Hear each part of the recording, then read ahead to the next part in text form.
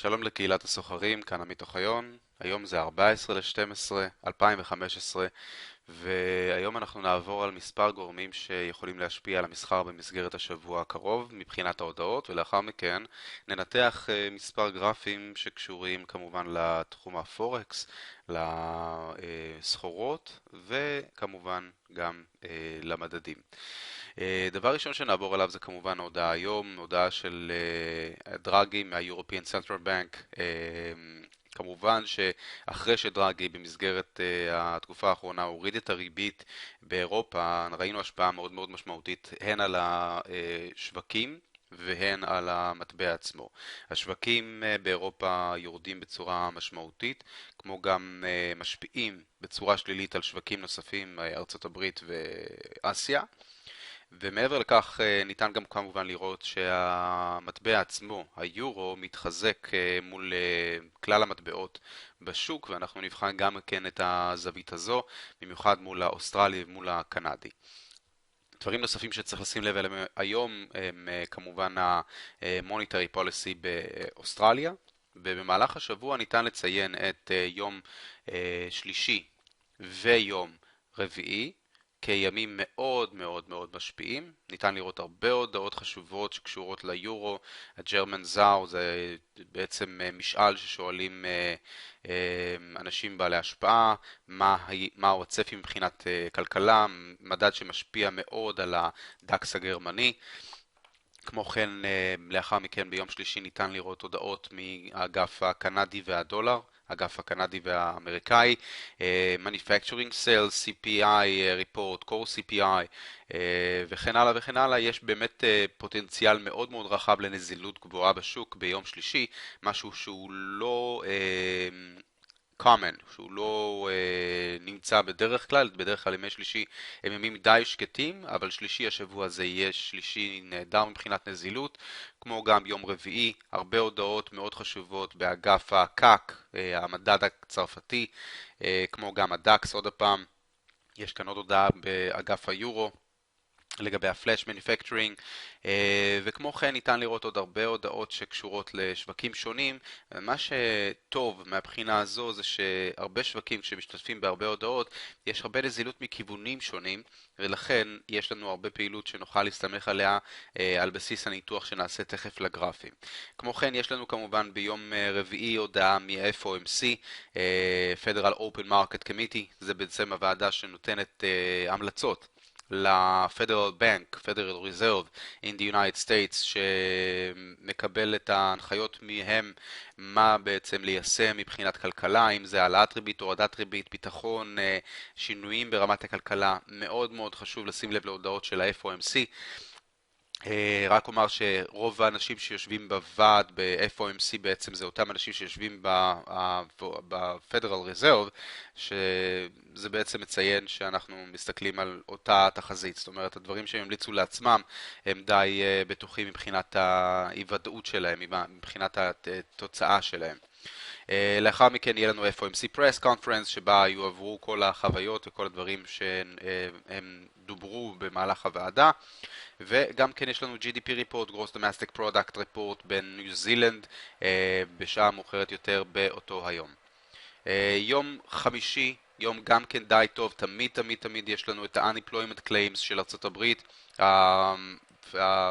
גם כן Manufacturing Index של הפילי, ולאחר מכן בשישי יום די שקט מלבד Bank of Japan Press Conference, שזה מאוד חשוב. אנחנו תכף נדבר על כמה גורמים שקשורים ליין היפני ו-Core CPI של הקנדי. עוד פעם, כללית מבחינת נזילות אני מצפה שבשישי דווקא תהיה ירידה מבחינת נזילות.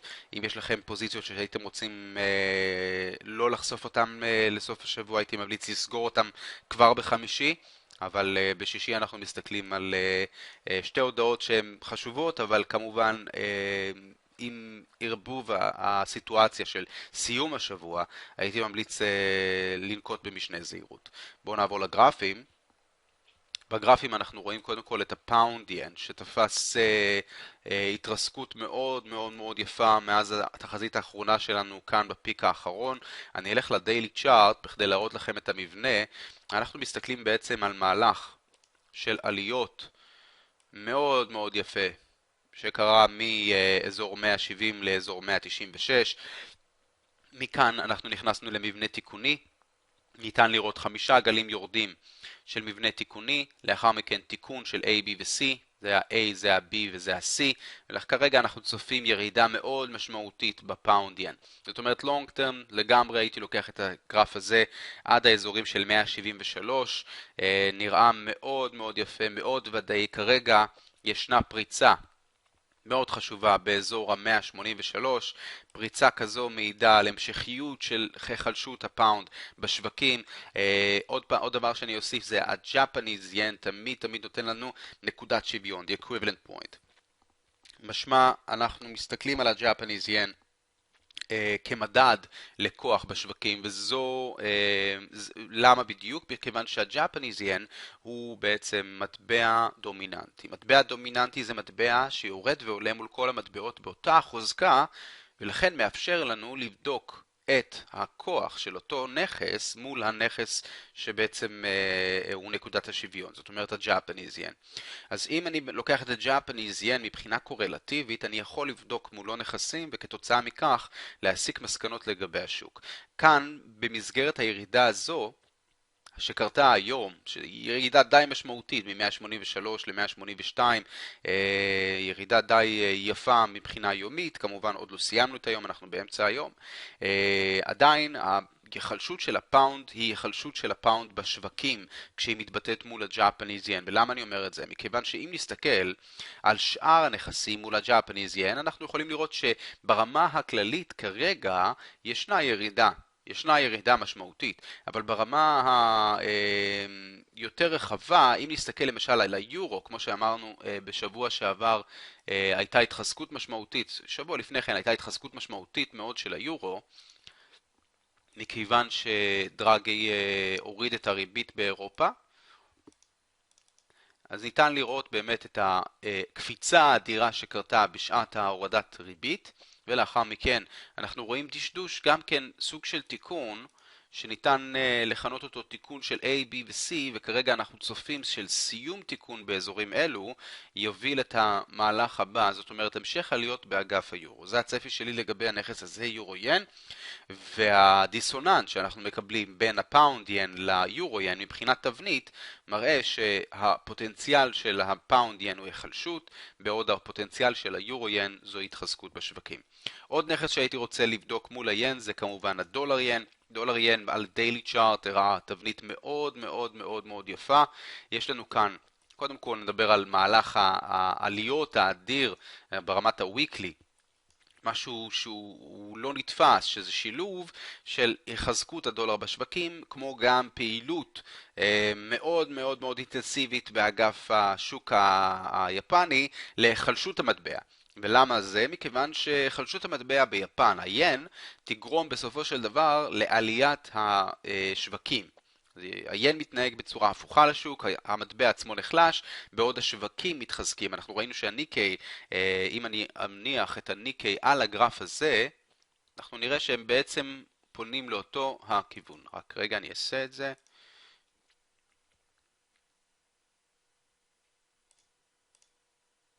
אוקיי. ניתן לראות את הניקי בגרף האדום. הניקי בגרף האדום מוכיח שבעצם בעוד שהיין מאבד כוחו, זאת אומרת שהדולר ין עולה, אנחנו רואים שהיין מאבד את כוחו, הניקי לעומת זאת מתחזק. וניתן לראות שבאמת כמעט זהים אחד לשני, הולכים ביחד, מאוד קורלטיביים, ולכן החלשות של המטבע היפני היא בעצם החזקות של השוק המקומי. מאוד חשוב ליפן לחזק את השוק המקומי, כתוצאה מזה הצפי שלהם, או עוד פעם, הפעילות שלהם במסגרת התקופה הזו, אני מדבר משנת 2011, אפשר אפילו לקרוא לזה, מהרגע שהמשבר בא לידי ביטוי. הדולר התחיל להתחזק בשווקים אחרי האפקט הראשוני של 2008, הטרגדיה של 2008, כאן אגב יש לנו את האינדיקציה לצונאמי, השינויים הקיצוניים שנעשו ברמת הכלכלה, ולאחר מכן המשכיות של ירידה ביין. פה באמת הגענו לאזור של שפל חסר תקדים, ולאחר מכן הפעילות שנעשתה באגף השוק המקומי היפני גרמה להיחלשות משמעותית של המטבע, במקביל כמובן להיחזקות של הדולר בשווקים. גם כמובן ניתן להסתכל על הדולר אינדקס, שתכף אנחנו נבחן אותו ונראה בדיוק מה המהלכים שבוצעו ומה הצפי שלנו לגביו. אבל בנוגע לדולר versus Japanese yen, אנחנו יכולים לראות אחרי עלייה מסיבית מאוד, במיוחד אם נסתכל על העלייה האחרונה הזו שבוצעה בחמישה גלים, 1, 2, 3, 4 ו-5, יש לנו כאן בעצם צפי לתבנית תיקונית, תבנית תיקונית שהאידיאל שלה להסתיים באזורים של 115, זאת אומרת הצפי הוא בסביבות ה5% מטה, ואנחנו מסתכלים כרגע על המערכת הזו. המערכת הזו שהיא המערכת התיקונית. אני הולך לעבור לגרף יומי בכדי לבחון אותה בצורה קרובה יותר. המערכת התיקונית ניתן גם כן, כמו שעשינו בעבר, לחלק אותה לגלים של תיקון.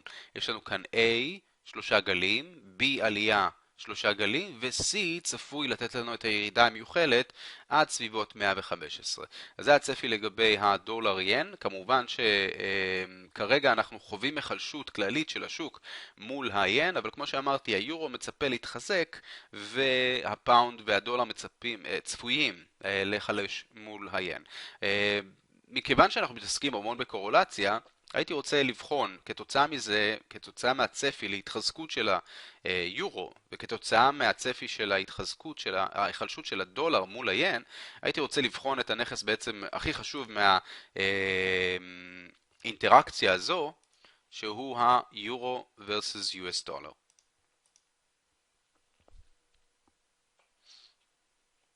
אם ניקח את היורו דולר,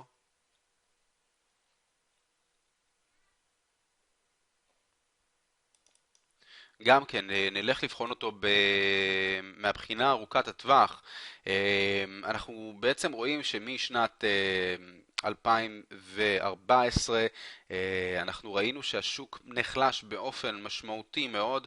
אוקיי, שנת 2014 עד תקופת סביב מרץ 2015, ראינו החלשות מאוד מסיבית של היורו מול הדולר. לאחר מכן נכנסנו למגמה תיקונית שהיא גם כן מגמה מסועפת של תבנית A, B ו-C. ניתן כמובן לראות את A משלים את עצמו באזור הזה, לאחר מכן קיבלנו 3 גלים 1, 2 ו-3 של B, ירידה, וכרגע הצפי הוא לעלייה משמעותית מאוד של היורו מול הדולר. הצפי שלי זה לקבל אותו עד 1.2. עלייה משמעותית מאוד, אנחנו מדברים פה על באמת עלייה של מעבר ל10%, והצפי כאן הוא נהדר לא רק מבחינת היעד אלא גם מבחינת הטווח סיכון.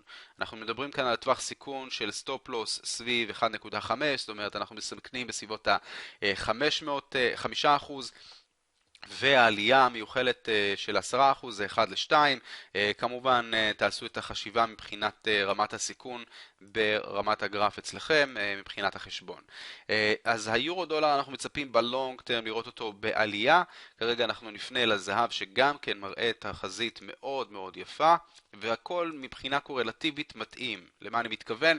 הדולר בעצם נמנע הזהב בעצם נמנע בדולרים. זאת אומרת שכשהזהב נחלש, זה כתוצאה מהחזקות הדולר, או כמובן יש אגפים אחרים שמשפיעים, כמו האוסטרלי, כמו הקנדי, שמשפיעים על סחורות, אבל מבחינה זו הדולר הוא כמובן, המוטיב העיקרי שלו זה החלשות או החזקות, זאת אומרת הזהב, המוטיב העיקרי שלו זה החזקות או החלשות הדולר. במקרה כזה, כשאנחנו מצפים לראות שהדולר נחלש, כמו שראינו למשל מול היורו ומול היין, הצפי לזהב הוא עלייה. למה אני אומר את זה שהתבנית היא כל כך מתאימה? מכיוון שמאז 2010, שאמצע 2010, ראינו שהזהב נחלש בצורה משמעותית מאוד, מאזור 1900 עד כמעט חזרה ל-1000. מדובר כאן על כמעט 50%, שזו ירידה מטורפת, וכל הירידה הזו הייתה קורלטיבית להתחזקות של הדולר בשווקים. התחזקות של הדולר בשווקים קרתה באמת באמצע 2010, אחרי המשבר של 2008. גם כן, אם נפנה לרעיון של החזקות והחלשות המטבע, הזהב התחזק מ-2008. אם ננסה להסביר את זה מבחינת רעיון, כמובן ברגע שאנשים מרגישים, הסוחרים או המשקיעים מרגישים שהדולר הוא פחות אטרקטיבי, הם פונים לאזורים של השקעות אחרות, נדל"ן, השקעות בשווקים, או כמובן בשווקים זרים, או כמובן שימוש בזהב כמקום המבטחים להשקעה. כתוצאה מהמשבר שקרה ב-2008, סוף 2007, משבר הסאב פריים קרייסיס של כל המשכנתאות שנלקחו באופן מוגזם בארצות הברית, אנחנו רואים שהדולר נחלש בשווקים בעוד הזהב מתחזק באופן משמעותי, קרי אגף הזהב קיבל בוסט רציני מבחינת הפוטנציאל שלו להניב רווחים. משנת 2010, כרגע דיברנו על זה, אמצע 2010 ראינו שהזהב נחלש, גם כן כתוצאה מהתחזקות הדולר בשווקים, ניתן לראות את זה על הדולר אינדקס, ואנחנו רואים שהמגמה הזו שירדה עד אזור 1050, כרגע מדשדשת סביב אזור זה, מחפשת את הבסיס שלה. מבחינת אליוט זה אזור נהדר. למה? מכיוון שאנחנו יודעים שבאליוט מסגרת הזמן חשובה מאוד, ואנחנו כרגע מצפים מהאזור של 1050 להיות התחתית האחרונה של ירידת הזהב, וכתוצאה מזה אנחנו מצפים כמובן שהזהב יתחיל להתחזק חזרה מעלה. עוד פעם, אם אנחנו מסתכלים קורלטיבית, אנחנו דיברנו על ההיחלשות של הדולר מול היין, דיברנו על התחזקות היורו מול הדולר, זאת אומרת כללית אנחנו מצפים לראות היחלשות של הדולר בשווקים, וכמובן שההיחלשות של הדולר משפיעה באופן חיובי על הזהב. דבר נוסף שהייתי רוצה לציין זה שאנחנו כמובן ניצבים בפני עליית ריבית בארצות הברית, למרות שבעקבות המהלכים שעשה דרגי באירופה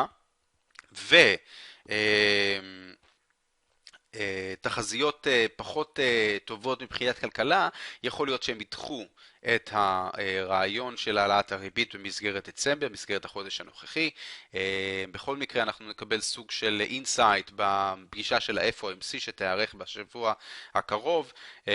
בכל מקרה החלשות של הדולר היא תחזית של החזקות של הזהב, זה הצפי שלנו, והייתי רוצה לאחל לכם בהצלחה בכל המסחר שלכם. כמובן שאשמח אם תצפו הלאה בסרטונים כדי שנוכל ללוות אתכם בחוויית המסחר. שיהיה לכם יום טוב וכל טוב.